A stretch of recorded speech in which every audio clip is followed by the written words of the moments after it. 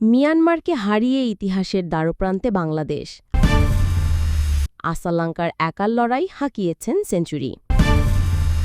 মিয়ানমারকে ২-১ গোলে হারিয়ে ইতিহাসের দ্বারপ্রান্তে বাংলাদেশ নারী ফুটবল দল। ৭ বছর আগে ইয়াঙ্গুনে অলিম্পিক বাছাই ফুটবলে বাংলাদেশের জালে গুনে গুনে ৫ গোল দিয়েছিল মিয়ানমারের মেয়েরা। অতীত রেকর্ডে বাংলাদেশের চেয়ে অনেক এগিয়ে দলটি। সেই মিয়ানমারকে তাদেরই মাটিতে হারিয়ে ইতিহাসের দ্বারপ্রান্তে বাংলাদেশ। আজ বুধবার ইয়াঙ্গুনে এএফসি এশিয়ান কাপ বাছাইয়ে ঋতুপর্ণা চাকমারা ২-১ গোলে হারিয়েছে শক্তিশালী মিয়ানমারকে। এই জয়ে গ্রুপ শীর্ষে বাংলাদেশ।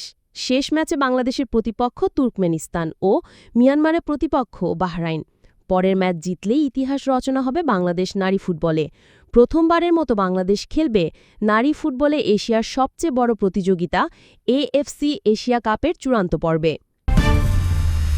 অন্যদিকে আসালঙ্কার একার লড়াই হাঁকিয়েছেন সেঞ্চুরি।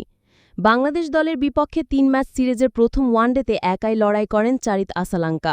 ২৯ রানে ৩ উইকেট হারিয়ে চাপে পড়ে যাওয়ার পর শ্রীলঙ্কার হাল ধরেন অধিনায়ক আসালঙ্কা। সেই অবস্থা থেকে দলকে এগিয়ে নেন অধিনায়ক।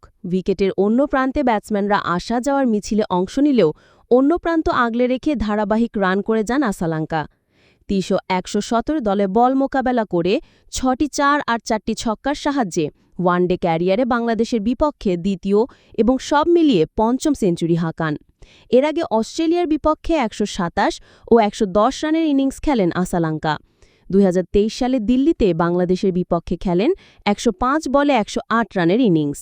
গত বছরের ৬ জানুয়ারি কলম্বোতে জিম্বাবুয়ের বিপক্ষে খেলেন ১০১ রানের ইনিংস।